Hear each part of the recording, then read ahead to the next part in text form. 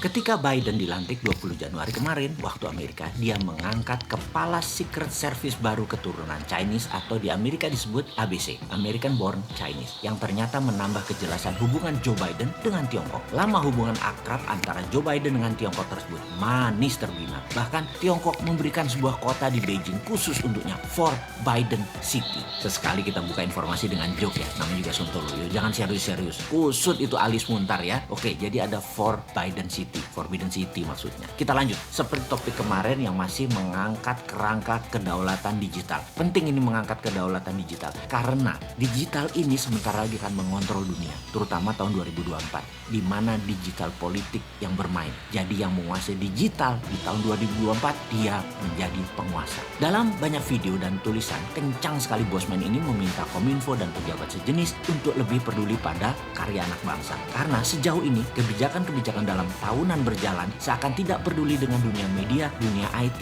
dan dunia digital karya anak bangsa. Jadi terkadang rakyat harus mengurut dada karena memang sulit ya kalau pejabat tidak paham bela negara. Begini saya cerita ulang cara membangun bisnis karya anak bangsa versi Mardigonomik. Kekuatannya ada di swasta. Lupakan membangun ala Tiongkok yang menggunakan kekuatan BUMN. BUMN Tiongkok itu yang punya PKC, Partai Komunis Cina, bukan negara Cina yang punya BUMN. Jadi mudah ngelolanya. Kalau sekarang yang punya negara rumit sekali. Tapi jujur saat ini BUMN itu kan harusnya milik negara katanya. Namun faktanya dikuasai oleh titik-titik. Monggo isi sendiri. Yang jelas kalau perusahaan BUMN tidak untung atau merugi, direksinya nggak digantung. Uang teman seperjuangan semua. Kalau di Tiongkok korupsi di BUMN mampus saja lo. Artinya lo ambil hak partai, artinya lo mengambil hak negara, hukum gantung, liwat aja lah hidupmu. Di sini BUMN nggak produktif, BUMN tidak perform. CEO-nya dan direksinya rumahnya mewah-mewah, sementara minus perusahaan negara tadi harus ditanggung, kegeblekan direksi dan yang menanggungnya siapa? APBN. Dan kalau nggak perform, nggak diapa-apain, kan lucu. Enak ya di Indonesia ini. Inilah kegeblekan bernegara tingkat dewa. Oh lupa, mungkin karena kebanyakan yang jabat adalah pendukung setia kampanye pejabat tadi yang membuat dia jadi. Yo wes sakarepmu lah PN. Suatu hari juga kamu ada limitnya. Suatu hari kamu tergantikan. Suatu hari kamu siap nggak siap. Jadi sing hati-hati jadi pejabat. Suatu hari kamu tidak menjabat, itu aja saya ingatkan. Oke, kita lanjut. Kali ini kita bukan bicara korupsi loh ya. Kita nyamber sedikit BUMN yang nggak perform. BUMN merugi dan lain sebagainya. BUMN itu regulator plus operator, kok bisa rugi, kok bisa kan geblek.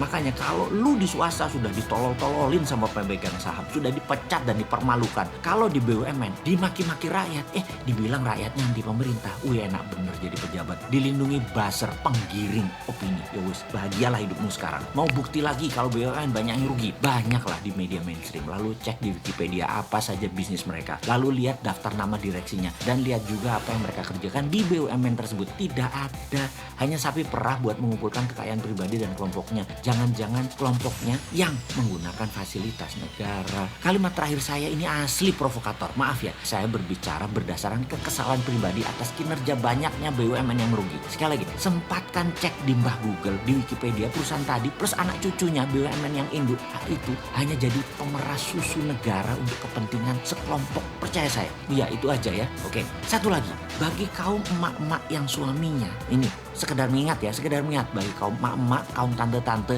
yang suaminya pejabat tinggi di BUMN, yang sering nginep-nginep kalau rapat jauh-jauh. Biasanya mereka ada main dengan supplier pemenang tender atau main sama pengusaha swasta pengemis proyek. Semoga suami Anda tertib iman, taat ibadah. Cuman ngingetin aja loh, di sana di tempat rapat tadi suami Anda banyak yang mulus-mulus, muda dan tersedia untuk para suami dari para supplier, dan masih untung kalau supplier yang nyediain. Kalau suami Anda yang minta, penjahat kelamin laki lu. Kembali ke BUMN merugi, pasti miris melihatnya. Bawaannya pengen jual lalu tutup BUMN-nya, hasil penjualan tadi kasih ke negara. Ngapain kasih ke direksi? Kadang malahan BUMN minta dana tarangan dari negara pada saat rugi. Kan ini gila bener, rugi negara yang tangguh. Geblek, asik geblek. Kembali ke Tiongkok. Apa yang dilakukan Tiongkok berikutnya adalah memfokuskan BUMN ke luar negeri, membangun swasta nasional untuk menggarap pasar lokal dan domestik, khususnya domestic consumption. Kita jelaskan ya, BUMN di dalam negeri Tiongkok untuk proyek negara seperti infrastruktur statis, jembatan, jalan raya, dam, waduk, pengairan, power plant, jaringan distribusi listrik, infrastruktur dinamis, kereta api, bus, pabrik mineral, manufaktur, industri pertahanan, alat perang, dan lain sebagainya. Yang kalau swasta bangun, lama balik modalnya, bahkan dalam jangka panjang swasta belum tentu untung. Lalu BUMN Tiongkok adalah tool alat ekonomi soft power menaklukkan negara lain dengan operasi di luar negeri. BUMN dari Tiongkok salah satu war tool dalam kolonialisasi modern. Lalu Tiongkok kemudian membangun swasta, namun tidak boleh mengendalikan lebih dari 70% pasar karena kena undang-undang monopoli seperti yang dituduhkan kepada Jack Ma saat ini. Untuk membangun swasta bukan saja fasilitas yang diberikan oleh negara, tetapi melindungi mereka, protek mereka dari serangan swasta asing atau negara asing yang masuk ke Tiongkok mengambil pasar Tiongkok. FDI atau Foreign Direct Investment di Tiongkok produknya harus 100% ekspor keluar dari Tiongkok. Beda dengan negara yang tidak berdaulat seperti negara tetangga kita. FDI masuk produknya terbanyak untuk kebutuhan lokal, mengambil pasar lokal, berkompetisi dengan UKM lokal. Jadi rakyat di negara tidak berdaulat, BUMN yang memakan UKM dan pasar rakyatnya sendiri. Itu ada di negara tetangga contohnya. Ditambah asing masuknya dipermudah untuk menggarap pasar rakyatnya sendiri. Nah, itu hebatnya negara tetangga tadi. Bagaimana cara melindungi swasta di Tiongkok sekarang? Perlu anak bangsa dilindungi dari predator besar asing sampai menjadi dewasa dan besar. Misalnya Ren-Ren dilindungi. Facebook tidak boleh masuk Cina sampai Ren-Ren menguasai 60% pasar Cina. Didi Sucing transportasi menguasai 60% pasar Cina. Baidu menguasai 60% pasar Cina, baru Google boleh masuk. Indonesia kalau mau maju, aplikasi anak bangsa lindungi. Kalau nggak dilindungi, Gojek itu udah kehabisan nafas, dijual ke asing lah kayak sekarang. Catatan, Gojek memang produk anak bangsa, tapi pemiliknya mayoritas asing. Telat iki diproteknya.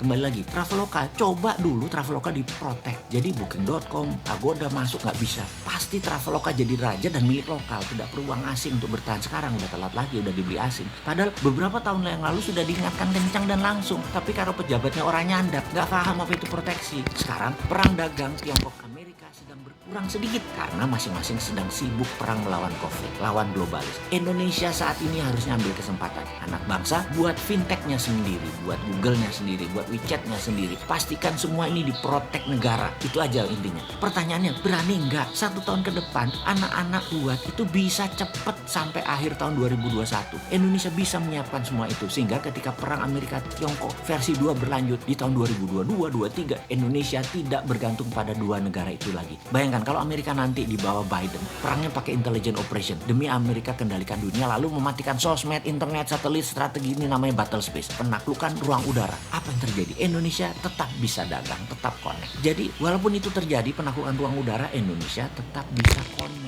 Kalau perang berlanjut, 4G-nya sama Cina dimatikan, 5G-nya Amerika dimatikan, masa Indonesia masuk jadi failed state karena nggak ngerti mengantisipasi ini semua? Indonesia jadi negara gagal. Jangan, kita harus punya milik sendiri, tidak pakai asing. Telekomunikasi itu proyek strategis negara. Coba lebih diperhatikan wahai pejabat. Karena masalah ini semua, maka sekarang kita ingetin bangun swasta, dukung dengan fasilitas. Maaf nih ya, yang tadi pakai bahasa geblek, abisan pakai bahasa sopan nggak ngeh juga sih. Jadi ya saya pilih pakai bahasa geblek-geblek biar tersinggung, biar tambah kepanasan, supaya langsung gerak, supaya langsung action. Tapi apa nggak juga ya? Dasar lu ah.